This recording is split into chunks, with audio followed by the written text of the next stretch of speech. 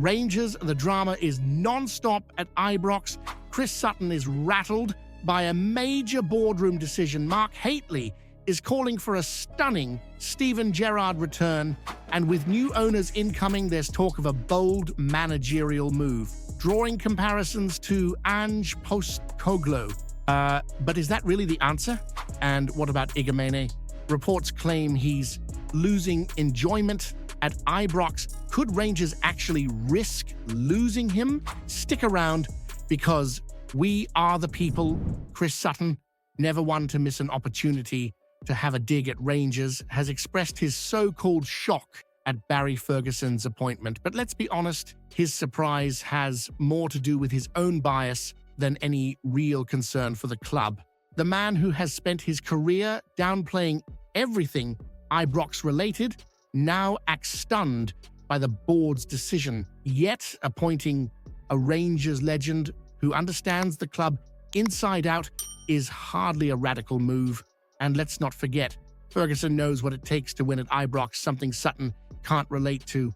Sutton's attempt at humor, joking about Rangers signing Ferguson from the newspaper rather than the dugout, is just another bitter remark from a man who built a career off the back of his anti-Rangers rhetoric. But Ferguson, a serial winner as a player, has the mentality and leadership needed to turn this season around.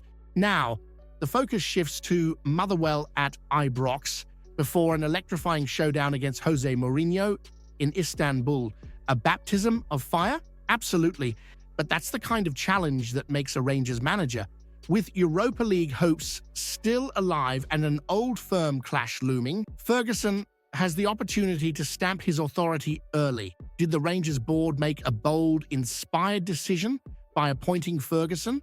Or was this just a desperate move to appease the support without a real long-term vision?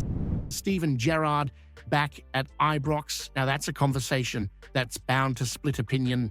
Mark Hateley clearly believes it's a no-brainer, arguing that Gerrard's knowledge of the club, his leadership, and his title-winning experience make him the ideal candidate to take the reins once again. But is it really that simple? There's no denying what Gerrard achieved during his first spell. Stopping Celtic from doing 10 in a row will forever be etched in Rangers folklore. But since leaving, his managerial career hasn't exactly taken off. Aston Villa ended in disappointment, and his brief foray into Saudi football barely made a ripple before he walked away. Does that really scream the perfect candidate for a club that demands instant success? Hateley insists Gerrard's time abroad hasn't damaged his reputation, but let's be honest, this is Rangers. The standards are sky high. With Barry Ferguson in interim charge and new ownership on the horizon, this summer could mark a fresh start for the club. Is looking backwards really the best move? Or would bringing Gerrard back be a step in the wrong direction? The future of Rangers is at a crossroads, and the decisions made in the coming months could define the club for years to come. With the takeover by 49ers enterprises seemingly edging closer, the question of who takes permanent charge at Ibrox is now the hot topic, and yet, amid all the speculation, some voices are calling for Rangers to think outside the box when choosing their next manager, drawing comparisons to Celtic's left-field appointment of Ange Postecoglou. But is that really the route Rangers should take? Michael Gannon has suggested that Rangers need to look for a manager in the same mold as Postecoglou, someone with a clear footballing philosophy capable of breaking down stubborn defenses in Scotland's top flight. While that may sound appealing on paper, let's not lose sight of reality. Rangers don't need to copy Celtic's playbook. This club demands a manager who understands the culture, the intensity, and the relentless expectation of winning. Experimenting with an outsider who may or may not adapt to the unique demands of Scottish football is a massive gamble, one Rangers simply cannot afford to get wrong. Right now, Barry Ferguson has been given the reins until the end of the season, and with every match, his case for the permanent job grows stronger. a Rangers man through and through. He knows what it takes to play for and lead this club. But the big question is whether the incoming 49ers-led ownership will see him as the long-term answer. Are they looking to build a squad in Ferguson's image, or are they set on bringing in a new face with a so-called progressive approach?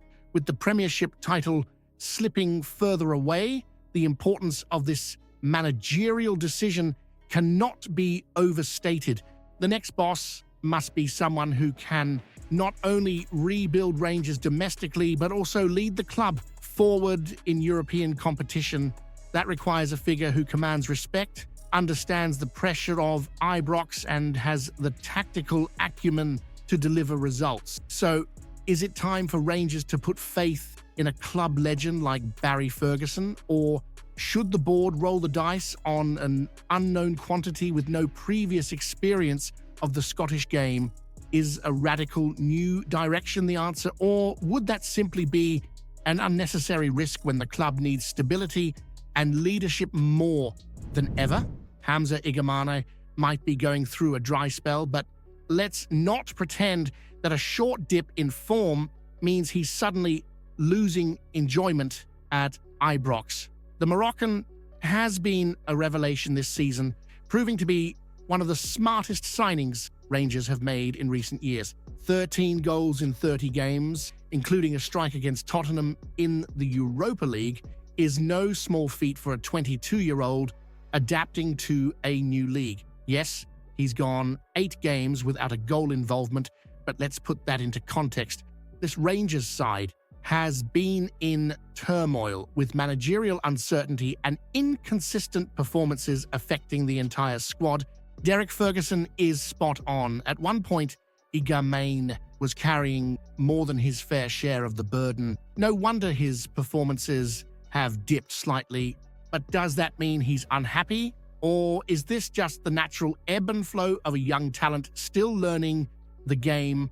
The talk of Premier League interest from the likes of Everton and West Ham United was always going to surface. A young, exciting forward making waves at Rangers. Of course, clubs down south will have noticed, but Ferguson is right. There's no reason to rush an exit. Staying at Ibrox for another couple of seasons would allow Igamane to fully develop, refine his game, and potentially earn an even bigger move when the time is right. If a big offer comes in this summer, should Rangers cash in on Igamane while his value is high?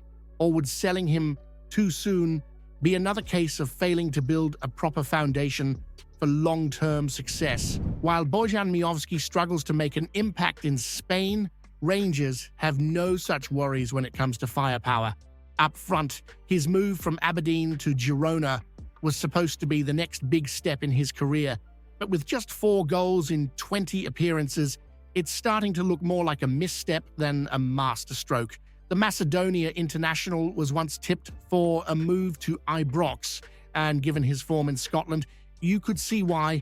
Ex-manager Philippe Clement even had kind words for him when he found the net at Ibrox. But the reality now, a striker who has stalled, unable to replicate his goal-scoring touch in La Liga. While Girona had to replace the prolific Artem Dovik, Miovski simply hasn't stepped up, and even the Spanish media are starting to acknowledge that he's fallen well short of expectations. Meanwhile, at Ibrox, Rangers have no such concerns. The forward line is firing, and there's no talk of stagnation, only momentum.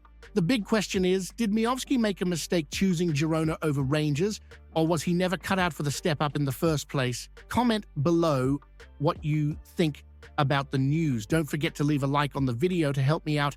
I post videos every day talking about our Rangers, so if you're not subscribed, you're missing out on the latest news. See you soon.